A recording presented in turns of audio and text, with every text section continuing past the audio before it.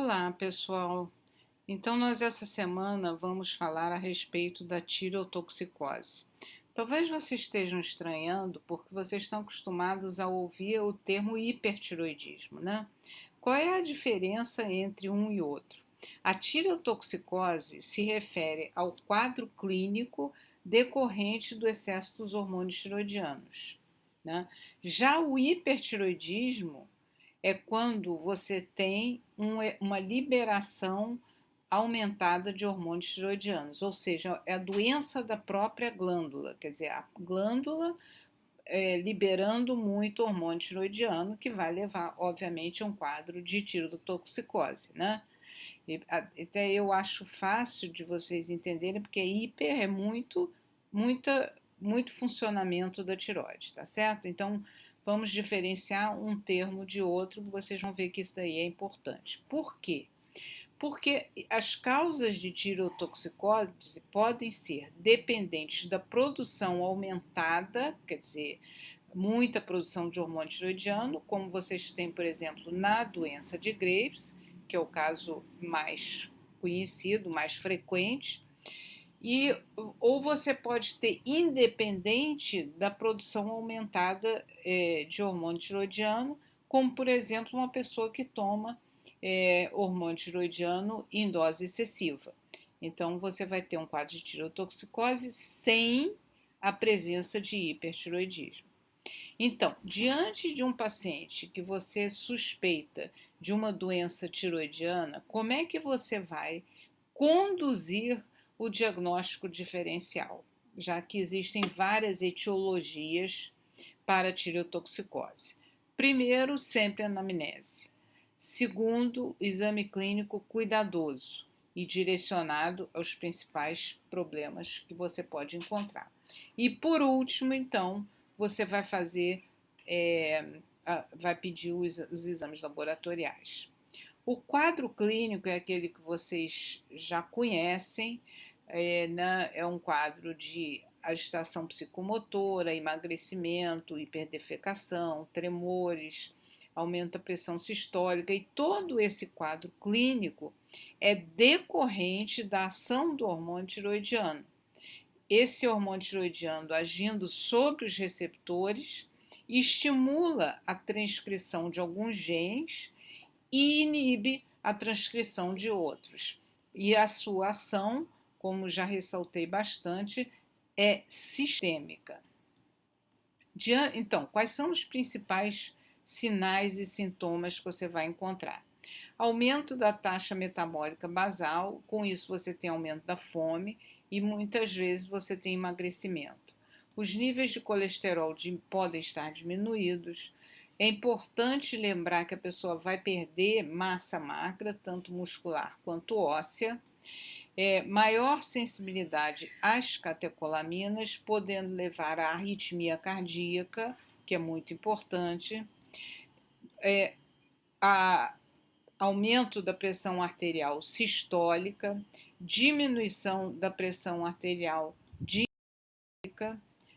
Além disso, também você pode ter uma insuficiência cardíaca de alto débito, pode ter uma maior frequência de eventos tromboembólicos, intolerância ao calor, sudorese excessiva, aquele tremor fino de extremidades, fraqueza muscular proximal, hiperreflexia, alterações psiquiátricas, hiperdefecação.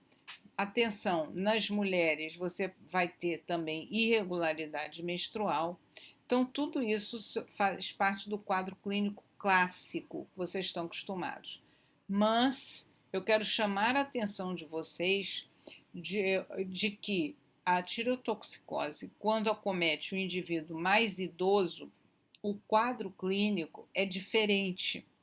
É um quadro clínico em que predomina os sintomas cardiopulmonares, então taquicardia, insuficiência cardíaca, dispneia, edema, astenia, fraqueza muscular. Então vocês vejam que é o oposto do que você observa no paciente mais jovem, que é aquela agitação. Esse indivíduo ele está astênico. e por isso também a tirotoxicose tem um nome diferente nessa situação, que é a tirotoxicose hepática, que pode ser causado por qualquer etiologia, pode ser causado pela doença de Graves, por aquelas outras causas que nós vamos ver de tirotoxicose. Mas nós vamos falar primeiro da doença de Graves, que é, sem dúvida nenhuma, a causa mais comum de hipertiroidismo. Ela é muito mais prevalente em mulheres de idade jovem. Quando acomete a tirotoxicose, quando acomete a criança ou adolescente, também a principal causa é a doença de Graves, e a origem da doença de Graves é uma origem autoimune. Então, como ocorre a patogênese da doença de Graves? É basicamente pela produção de anticorpos antitiroidianos, né, que é o estimulador do receptor, né, que é o TRAB, que se liga e ativa o receptor presente na glândula tiroidiana. Então, ele estimula a síntese de hormônios tiroidianos, levando então ao hipertiroidismo. Sem dúvida nenhuma, vai haver uma supressão da secreção de TSH por esse estímulo provocado pelo anticorpo estimulador da tireoide. E também devido a esse anticorpo estimulador da tireoide, você vai ter o bócio, que é um bócio difuso. E aí eu acho que essa figura ilustra bem. Veja aqui o tamanho de uma tireoide normal, seria essa que está desenhada, e aí você tem um bócio difuso, como vocês podem ver aqui. Se vocês se lembram da primeira aula, né, que eu falei para vocês dos folículos tiroidianos, então aqui você tem o folículo tiroidiano normal e aqui você tem o folículo tiroidiano na doença de Graves. Repara aqui como o coloide, que é esse cor-de-rosa, que é bem aumentado, porque fica ali armazenado uma grande quantidade de hormônio tiroidiano. E a outra característica, que é a doença oftalmológica, muito frequente na tirotoxicose, né? Essa alteração oftalmológica característica da doença de Graves, recebe o nome de oftalmopatia de Graves, o que caracteriza essa oftalmopatia? É principalmente a protusão ocular, e essa protusão ocular ela vai levar esses sintomas inflamatórios que vocês veem aqui, que causa extremo desconforto e pode ser bastante grave, né? Está muito ligada à questão do tabagismo, quer dizer, 4 vezes mais frequente em pessoas que fumam, né? E quando quando o paciente para de fumar, melhora essa oftalmopatia. Outras alterações características da doença de Graves, mas não tão frequentes, por exemplo, é o mixedema pré-tibial, como vocês veem aqui, mas é relativamente raro. Uma outra alteração que você pode encontrar é a acropatia, que é essa alteração, aquela unha em dedo de relógio, né, em vidro de relógio, que também pode ser observada.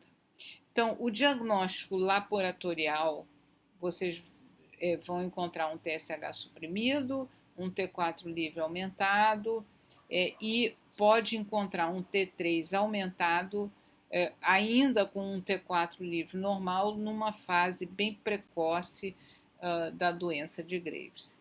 E quando você tem dúvida do diagnóstico, da etiologia, da tirotoxicose, você pode lançar a mão do TRAB, e nós vamos ver outras situações em que também é importante você solicitar o TRAB para esses pacientes. Em relação ao tratamento, então nós vamos discutir as opções de terapia, né, que são as drogas antitiroidianas, o iodo radioativo, e a cirurgia. No Brasil, o que se usa mais são as drogas antitiroidianas. Nós vamos então aprender como escolher a droga antitiroidiana. Em geral, a gente usa o metimazol, e como conduzir, quer dizer, qual é a dose, quanto tempo. Isso daí são todos aspectos bastante importantes. Bom, outras causas de hipertiroidismo são, então, o bócio multinodular tóxico e o bócio nodular tóxico ou adenoma tóxico. Então, o adenoma tóxico vocês já viram, né? Que é quando você tem uma região da tireoide hiperfuncionante, e o bócio multinodular, quando você tem várias regiões hipercaptantes, hiperfuncionantes, que são geralmente autônomos, né? Mais uma vez, mais frequente no sexo feminino, a doença de Plummer. E o bócio multinodular tóxico, ele pode ser uma complicação tardia do bócio multinodular atóxico. Então, a pessoa iniciar com um bócio multinodular em que os nódulos ainda não são autônomos, ou nenhum nódulo é autônomo, e depois, então, lentamente evoluir para um bócio multinodular tóxico. Tanto um quanto o outro, o tratamento de escolha é ou o radioiodo ou a cirurgia. Uma outra causa de tirotoxicose são as tiroidites. Então, nós vamos estudar, nós vamos ver várias causas, é muito interessante, várias causas de tiroidite. E essas tiroidites, então, elas causam, como é um processo inflamatório da tireoide, ela causa que você na cintilografia, você não tem, você não consegue visualizar, porque vocês imaginam o seguinte: a glândula ela está sofrendo um processo inflamatório, então ele perde a capacidade de captar o iodo e ao mesmo tempo libera hormônio tiroidiano na circulação. Então você tem um quadro de tirotoxicose sem que você tenha um hipertiroidismo, tá claro?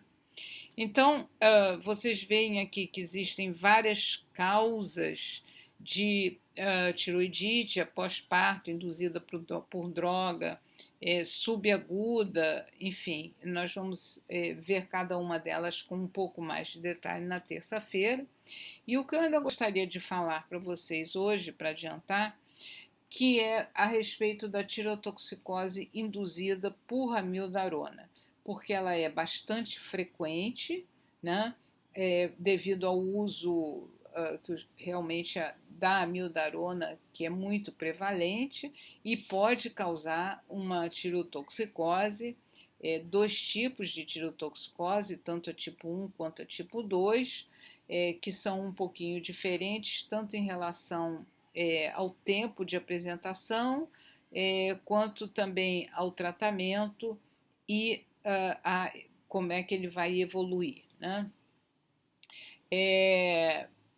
Como esses sintomas clássicos adrenérgicos de tirotoxicose, geralmente eles estão mascarados porque a amiodarona faz um bloqueio dos receptores beta, e também muitas vezes a amiodarona é usado em paciente mais idoso, né, que é usado para arritmia cardíaca.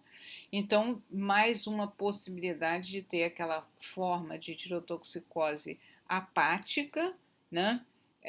Então, por isso que é importante, muito importante, chamar a atenção e vocês terem conhecimento dessa patologia, que pode ser bastante grave, né? Para finalizar, então, é importante que a avaliação da tirotoxicose deve sempre começar com quadro clínico, quer dizer, anamnese, exame físico, e depois, então, a avaliação laboratorial e, quando for necessário, medicina nuclear e ou ultrassonográfica, de acordo com a hipótese diagnóstica, tá? Então, aqui estão as referências bibliográficas, se vocês quiserem adiantar e estudar um pouco para terça-feira, estão aqui as minhas sugestões de bibliografia, né? Então, eu agradeço a vocês e espero ver vocês na terça-feira.